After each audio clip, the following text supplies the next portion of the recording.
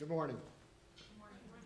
My name is Bob Blaemire. I work for a company called Catalyst. We build a database for progressive campaigns and Democrats. And so I'm talking about, come here talk about voter files, the history of working in voter files. 34 years ago, my career in the United States Senate as a staffer was interrupted by my boss losing his re-election campaign during the Reagan landslide.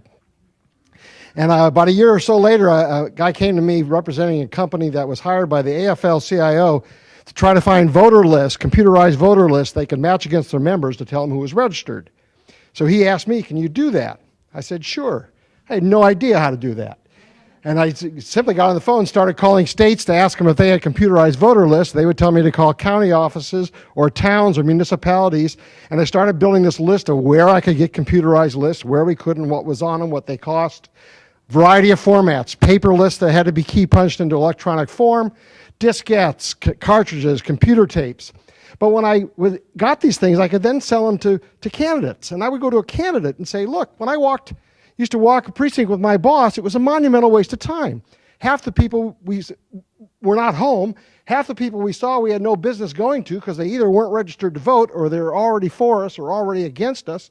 I can now give you a list of just registered voters or just registered Democrats or senior citizens, even people with telephones.